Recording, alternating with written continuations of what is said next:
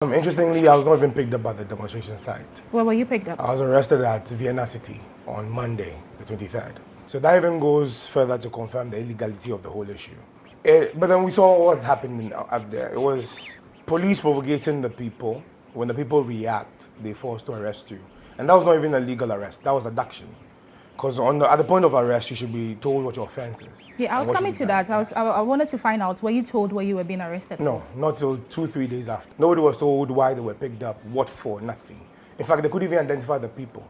So I, in particular, if you go to most of the stations where I was held, the name they have on the sheets there is Ni Rasta.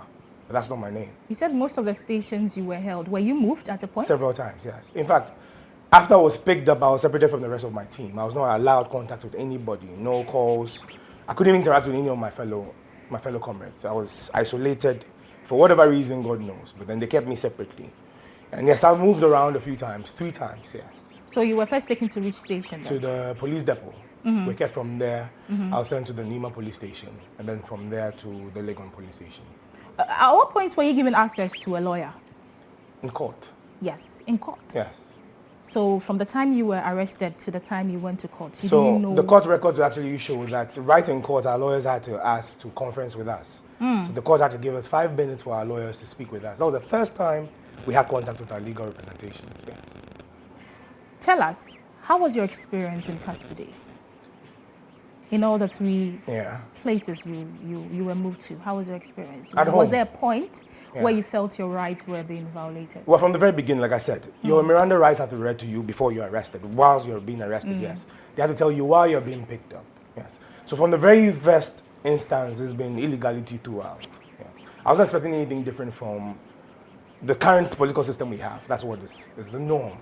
So I was expecting that. I knew what was going to happen, yes. Did you experience any physical abuse No, or nobody witness? Nobody could do that. Verbal abuse, yes. The policemen were verbally abusing To some of my you? comrades, yes. But for myself, I made it clear from the very beginning that I would not tolerate any of such. That none of us was a criminal. None of us is a criminal. Our only message was that we wanted Galamsey to be ended and our water bodies protected. So you not treat nobody. I told them that physically, I told them they will not be able to touch none of us. Because then we'll take it on, yes. So for personally, I didn't suffer any physical abuse. Verbal abuse, yes, there'll be threats and warnings. But I called them on their bluff and I told them, yes, all of that is being recorded and we'll take action at the due time, yes. But now, all of this was just to prove to the people of Ghana that indeed we do not have a justice system. If people are calling for Galamsey to end and that our water bodies have to be saved, are abducted, kidnapped and thrown behind bars for more than 14 days, but then you have people on site currently engaged in Galamsey. In the eastern region in Inyam, I understand 200 meters behind the police station, people are actively mining for gold. Right under the noses of the police, and they cannot do nothing. I mean, some of them are so frivolous. We have been charged with unlawful assembly. Police was present at the point for 3 days, and they didn't say anything to anyone. So how could that have been an illegality? I mean, how do you call that unlawful assembly when the police was there present for 3 days and never said anything about it? So some of the charges are frivolous. I mean, like they were saying, most of the charges that came were supposed to have happened on the 22nd and the 23rd. Most of the people who were arrested were not even present at the site. So I'm saying these are matters that will be argued out in court, yes. But the whole thing is fraught with illegalities. It's more like, this is more like persecution rather than prosecution. Yeah. And not for me, this is not my first time, no. I've been doing this since 2016. Yes, so we started with Drop That Chamber. Indeed, there's been attempts to tag us as partisan, particularly NDC protesters. But I put this on record that it was my group, led by Ernesto Yeboah, CIC, that sent Mahama to court to charge over the Ford Expedition vehicle.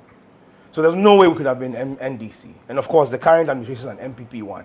So there's no way we could be partisan in any way. This is a national issue, and we've been fighting national causes ever since 2016. So there have been a few times I've been picked up by the police, BNI, but that will not stop me. In fact, it's mandatory by our national anthem that we must stand and defend our country whenever the need arises. So you were asking why I'm Field Marshal right now. Yes, and I'm Field Marshal because, yes, I've earned my stripes. Like I said, I've been doing this since 2016. It's 7 years in service to my country, yes.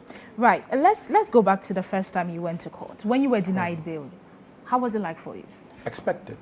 You were expected to be... Yes, to deny bail, yes. Wow. Because you've been arrested and you don't get to conference with your lawyers for over 48 hours. you meet in court, your lawyers have to plead with the court to give you 5 minutes to talk to them, to tell them what the issues are. How is that legal or due process? So no, I knew what this was going to be from the very beginning, yes. From the arrests to all that we are seeing right now is all a charade. How did your family feel about the whole thing? My family is used to me. Yes, I told them this is what I was born for. But there were other people, other detainees who were looking up to you. How did that make you feel, considering the fact that they were exposed to such treatment in police custody? So as much as possible, when we are doing our organization mobilization, I like to tell everybody what to expect. Okay. I like to paint the worst case scenario picture in your mind, so you know at least what you're getting into. You know, all of this is voluntary. Everybody steps in this because it's a call of duty. So most of the protesters were actually expecting some of these things. Though some of them were experiencing this for the first time, of course, it can be traumatic to some extent, yes. But our support system is all of us together. Once we know exactly what we're fighting for and why we are in this condition, that cannot break us, no. So even behind bars, the morale was super high, yes. To quote you, in one word, how would you describe how the police handled Unprofessional. this? Unprofessional. Illegal. Unconstitutional. Yes.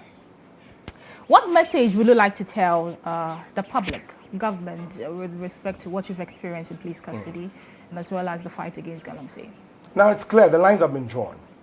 If people fighting for their nation can be caught and thrown behind bars, and those who are actually perpetrating those very same acts are walking free, it shows that our country, unfortunately, has been taken over by criminals.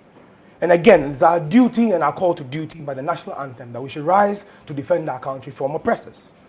So if our nation, as it stands right now, has been taken over by criminals, it's the duty of every Ghanaian citizen, every Ghanaian youth particularly, to rise up to defend our country. So the time is clear. The battle lines have been drawn, people are taking their stands, and yes, Ghana will be victorious in the end.